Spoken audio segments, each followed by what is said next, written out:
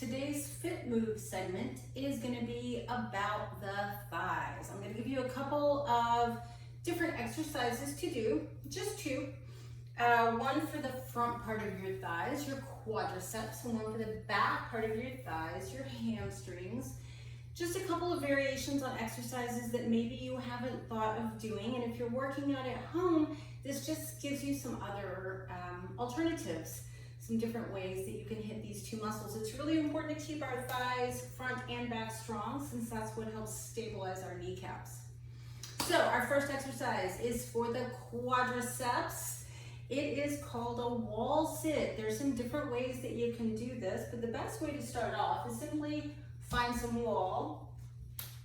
You're going to put your back flat against the wall. Your feet should be relatively close together.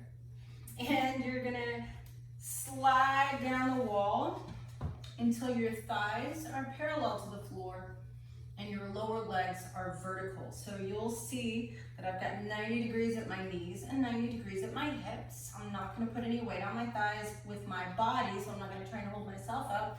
I'm just going to hang out here until things start to shake and burn. I usually like to set a stopwatch and do maybe 45 seconds to a minute. You might start with something less, like 20 seconds or 30 seconds.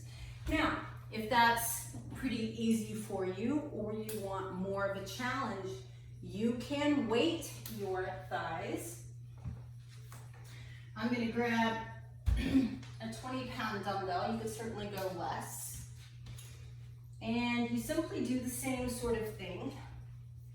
You slide down 90 degrees at the knees, 90 degrees at the hips, and I'm just gonna rest that dumbbell on the top of my thighs. And so you can just wait while you wait. Wait your thighs and your hips while you're waiting with your back against the wall in a wall sit.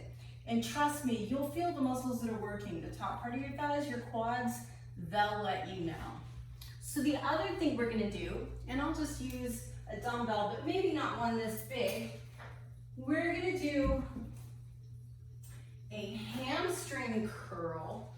Some gyms have hamstring curl machines. There are standing ones and then prone ones where you're lying down. And this really focuses on this back part of the thigh.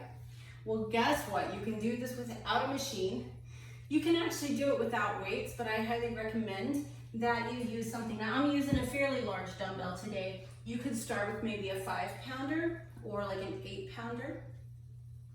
But basically, you're gonna lie on your stomach. I'm gonna move this back just a little bit.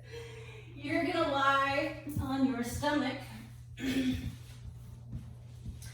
gonna grab that dumbbell with my feet and try and keep my hips on the ground and curl this dumbbell towards my backside. My hamstrings are contracted now, and I'm going to control the descent so that I get the negative or eccentric phase of the movement.